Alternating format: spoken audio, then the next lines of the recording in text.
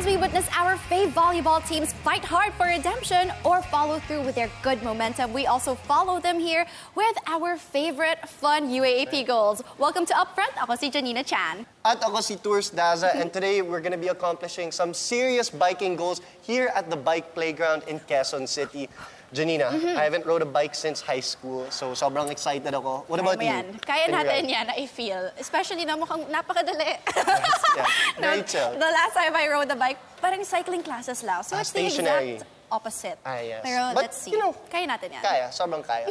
But for today, not only that, we'll be joined by some hosting goals done by former Ateneo Lady Eagle. Guys, join me in giving an upfront welcome to PVL Lodi, Phil Kainglet Cayetano. Yes, welcome to the show. Welcome. We have our very own Miss Philippines. No. Pero I feel like mas kilala ka bilang #Mamathletes. #Mamathletes. So nice to have you here, Phil. Thank you. Kamusta ka naman? Okay naman, galing training and here fresh na for upfront. Ready for biking goals. Oo, extreme biking. Extreme. Eme. Forever fresh. Pero, di ba, oo nga, sanay ka bilang mamathlete. Pero today, ikaw ang ano ngayon. Tayo yung mga bagets today. Tayo ang magbabike. Are you ready Yes. for biking? Sana ready. Kaya naman. Kaya.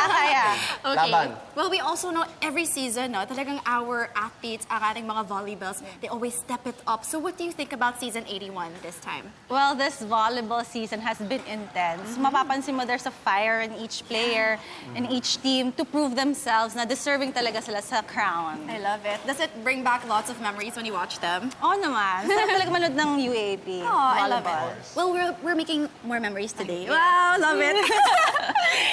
Anyway, so Phil, we are going to chat with you in just a bit, but right before that, let's get into one of our favorite segments dito sa Upfront. Veteran Falcon and Adamson's go-to player, Ellie Soyud, will show us what she can't leave home without. So check out what's in her bag.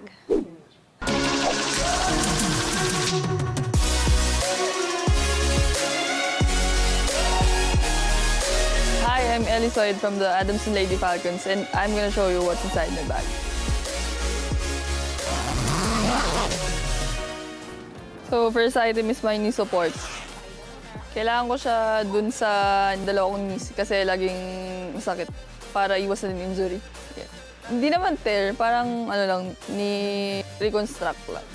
Nag-surgery ako sakto na mag-start na yung PVL Open Conference. Parang inagapan bago pa lumala or mas maging worse yung injury. Okay naman siya so far. Kaya naman na at makakabalik na for the UAAP Season 81. So yung second item is my jersey. Siyempre hindi tayo makapaglaro pag wala tayong jersey. So yun, kailangan natin siyang dalhin and dapat laging may extra. Next item yung perfume. Yung perfume ko is Calvin Klein na Euphoria. Yan. Gusto ko kasi hindi siya yung sobrang tapang na perfume. Yan. Next one yung sa toiletries. Shampoo, sabon, toothbrush, toothpaste, and tissue. Siyempre para after game, fresh pa rin. I mean, siyempre para hygiene. Yan. Next is yung notebook. Para sa school. First student ako bago ako maging athlete. So, kailangan natin yung notebook para sa notes. And yung course ko is BPE, sports. Favorite subject ko, psych, yung sa Gen Psych ko. Parang na-curious kasi yung kung ano yung mga galaw ng tao or yung mga iniisip nila. Last item is my shoes. For me, mas comfortable ako kasi hindi siya yung sobrang flat na shoes. Kaya mas ginagamit ko siya kaysa dun sa binigay sa amin. Blue, kasi syempre para i-represent yung school and para sa school spirit. And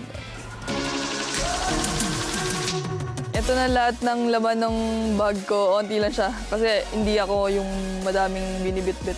To all the fans and to the Adamson community, please support us, the Lady Falcons, as we play in the UAAP Season 81. Bye-bye.